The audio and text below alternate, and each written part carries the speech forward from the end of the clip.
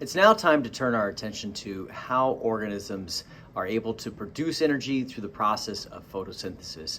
And this is really essential to all living things, as most organisms rely on others to photosynthesize in order to be able to acquire energy by consuming them. And so in these next couple of videos, we'll look at how does that process take place and what are some different ways of being able to measure it and other aspects of the overall process of photosynthesis. And this is a rather long topic, so we'll split it into a couple different videos. And so this is for C1.3, and this is part 1. Photosynthesis is used by some organisms to build complex compounds, carbon compounds from inorganic substances, oftentimes carbon dioxide and water. It's used by those organisms then to be able to build and grow the structure of cells, carry out their functions of life, as well as respond to the environment. And for most ecosystems, sunlight provides the primary energy source that powers this process of photosynthesis. The chemical equation then of how this process takes place is photosynthesis. There's 6 carbon dioxide molecules required and 6 water molecules that are necessary, as well as sunlight energy to be able to power the process that then produces one 6 carbon compound molecule, usually glucose, C6H12O6, and then 6 oxygen products as well.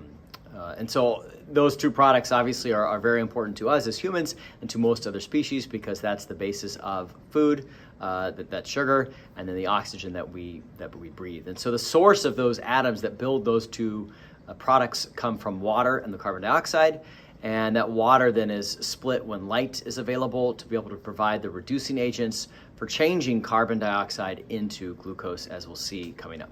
Oxygen is a waste product of photosynthesis, thankfully for us, and it comes from the process of photolysis, which is the splitting of water, and that again is powered by sunlight energy. The oxygen then diffuses out of the chloroplast and out of the leaf cells, and then to the air spaces inside of the leaf, which is released out of the stomata. There's small holes on the bottom of the leaf, and it escapes out into the atmosphere. Prokaryotes were the first organisms to be able to photosynthesize, probably about 3.5 billion years ago. And millions of years later, plants and algae then began being able to carry out the process through the use of chloroplast organelles. Chloroplasts as an organelle contain several different types of chlorophyll that are used to absorb different ranges of wavelength of light, and the pigments within those can be separated by a process called chromatography. And paper chromatography is a technique that can be used to separate the plant pigments using 3 components, a solid phase, a mixture, and a solvent. And the steps for this process would involve first starting by drawing a baseline on the chromatography paper with a pencil, placing a small spot of the sample mixture on that baseline, and then using a solvent, pouring the solvent into a beaker, allowing that solvent to slowly travel upwards through the paper, taking with it a few soluble pigments as it moves from the sample. Allow the paper to then dry, and the position of the various compounds can be viewed on that paper. From that, then a value called the RF value for each can be calculated for each of the different pigments, and the distance unmoved by a pigment can be divided by the distance of the movements by the solvent. And then here in the image we can see some of the different values for different pigments that would be involved in the photosynthesis process through using chromatography. The first part of photosynthesis involves the absorption of light, and that can occur at a number of different wavelengths. Humans, our eyes, we can see wavelengths between about 380 to 700 nanometers. White light, which we primarily see, is a reflection of all of the visible wavelengths. It's transparent, and it allows all of the wavelengths to be able to pass through. Pigments that absorb all of the wavelengths appear black, and so that would result in a black color if all of those colors are being absorbed. Other pigments can absorb some wavelengths, but not others, and the color that we observe are the wavelengths that are not being absorbed, that they're being reflected. And so pigments absorb photons, specifically light photons, and those photons are a particle of the light, and they discrete quantities of energy. The longer the wavelength, the less energy that photon holds. So shorter wavelengths are going to contain or hold more energy. The pigments that are used in photosynthesis, there's multiple different types, but the main types are chlorophylls, A and B, as well as the accessory carotenoids pigments. Plants appear a shade of green primarily because the red and the blue wavelengths are used in the process of photosynthesis. They excite electrons within the chlorophyll, and the green is not absorbed, it's reflected.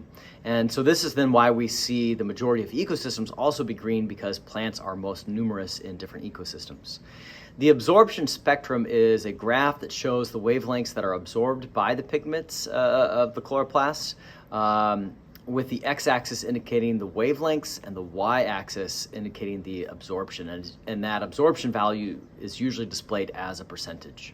The action spectrum then shows the rate of photosynthesis at each of the different wavelengths. And so when both of these graphs are put together, the action spectrum and the absorption spectrum, they can be combined because they each have wavelength on the x-axis. And this allows us to view the similarities between the curves of each of those different graphs, and helps us to confirm that photosynthesis occurs in wavelengths of light that are absorbed by chlorophyll and other pigments. And together, these two indicate that the peak rates of photosynthesis occur approximately at 420 nanometers and 680 nanometers. Additionally, we can also see that there's very low action spectrum at the wavelength of green light in between these two peaks, thereby also confirming that green light is not being used to power the process of photosynthesis because it's being reflected. A limiting factor is any factor that slows or stops a reaction from being able to take place, and photosynthesis does have some limiting factors, specifically temperature. Similar to what we've seen with enzymes, the rate of photosynthesis will increase until the maximum temperature is met, and then that rate rapidly declines because the enzymes that are involved in photosynthesis begin to denature. Light intensity would be a second factor in which the rate of photosynthesis continues to increase until it becomes constant due to a limit either in the concentration of carbon dioxide or the temperature becomes too high and then damages the chlorophyll and the enzymes involved. CO2, carbon dioxide, would also be a limiting factor as the rates will increase until the cells and the chloroplasts become saturated with carbon dioxide, and that usually occurs around 1,000 ppms, and then there's just insufficient enzymes available to process more of that carbon dioxide. Rates of photosynthesis can be measured by changes in either the oxygen production or the carbon dioxide consumption, similar to the process of respiration, but just the opposites, because respiration is using oxygen and producing carbon dioxide. And again, similar to what we talked about previously, the veneer scientific probes work well for being able to measure rates of photosynthesis by measuring carbon dioxide or oxygen. And so then we can investigate the rates of photosynthesis by manipulating some of these different limiting factors to be able to see how do they then impact rates of photosynthesis. In situations of high light intensity and warm temperatures, the rate of photosynthesis is limited by carbon dioxide concentration. And as we've seen recently within the last few decades, increasing carbon dioxide levels above 400 parts per million and continuing to increase has been found to increase the rates of photosynthesis and plant growth. It's now common to increase carbon dioxide in greenhouse gases to be able to increase the rate of growth, and that carbon dioxide can come from boilers that burn natural gases to produce heat or electricity. It can also come from compost, plant and animal waste, are decomposed by bacteria, fungi that can then thereby increase the amount of carbon dioxide within that greenhouse. Increases in atmospheric carbon dioxide levels above historical averages of about 300 parts per million are primarily due to the industrialization of the modern world and the Industrial Revolution taking place in the 1780s. In this graph from NASA, we can see how the carbon dioxide levels have changed over throughout Earth's history. We're projected to increase above 550 parts per million during the 21st century. Increasing the atmospheric carbon dioxide then could also increase rates of photosynthesis, which could be beneficial, more plant growth and more plants in numbers. And so this is currently being tested by using the in the free air carbon dioxide experimental methods or conditions, and it's referred to as FACE. It cannot be done in a greenhouse gas or labs as there's too many differing conditions. These experiments first investigated plant growth in agricultural crops and young trees. A second series of tests was conducted in natural forests for eucalyptus forests in Australia, as well as an oak forest in England. And towers were built that released carbon dioxide levels to keep them within that area, to maintain them at about 550 parts per million, what we would expect to see happen in the coming century. To see then how does that increased level affect the plant growth? The experiments overall, these FACE experiments, then ask the questions, does the increase in carbon dioxide increase the carbon storage within a mature woodland ecosystem? Do mineral nutrients, nitrogen or phosphorus, become limiting factors on an uptake of carbon dioxide? What aspects of biodiversity and ecosystem structure and function alter when the ecosystem is exposed to elevated carbon dioxide levels?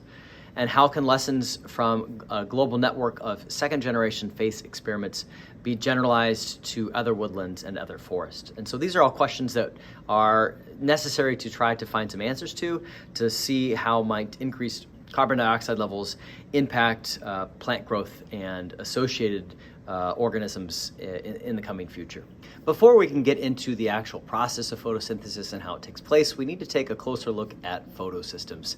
And photosystems are pigment protein complexes that are located in the thylakoid membranes of chloroplasts. There's about 100 different chlorophyll and about 30 different pigment molecules within a photosystem, and the arrangement varies between the different type of organism and the type of photosystem exactly.